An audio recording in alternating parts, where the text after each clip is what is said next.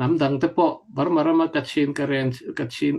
sian te po an boy ve noi tho ma se apoi mo termin cheleng tu chu hroi tu te kan ril ru zau token ania kan mu hual ngorama chiat na rap thak thimina min ran nuai po kha ngun ta kan en chon kan sipai te ve chu e kha in min ran nuai ma e ral thom ne na kan ram min ran pong lak min ran be ma khan ka khiat dan chon tang ram satom khwa volleyball ten beng ho ni a chan chu tu na ma CJDC kan ni ho lain CNDF sipai ho te hual ngoram sipai ho te than tang do na te king a lai len pi do na te mun dang a sipai sual sipai do tlang vet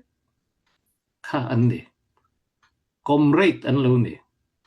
July thla ni khat ni nia hual ngoram CNDF na min ran run ma thleng khan satom khwa chon volleyball te pon la beng tlang ani sipai te kan nau te an horeng reng lo he ta a hroi tu te a fui por tu te a policy siam tu te hian kan thel thina a falam me thian fight na tur ti ang vel mai maya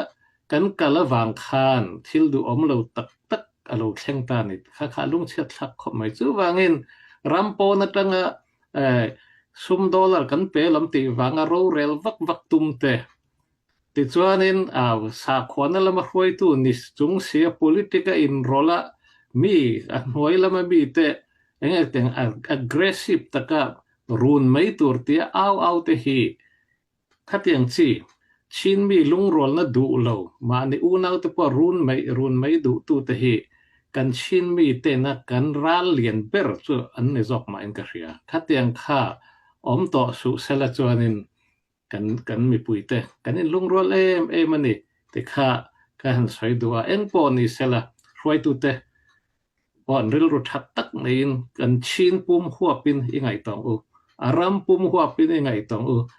kan ma peng kan ma tlang ti ringot kan boi pui chung chuan khoi ma hi kan thleng lawang in lung rol nan ikalang u ti chuan chung te rengin kan ral be pui kan thla ka hi lung rol takin dong u nau kara in hu thiam lo na le in kam hel na te om chon do kan chunga u nau kan ni nai ni soi howang u tuna po CB ICNCC le CC te po Mizoram Chief Minister malak nain advocacy group for peace mangin thei to pan chua chung te chu mi thanem ngai takin an ni mai min ti sak ania ilung ro lang u kan in lung rol thei lo na tur hi pakhat ma om lo chu te chuan kan ram siam thang u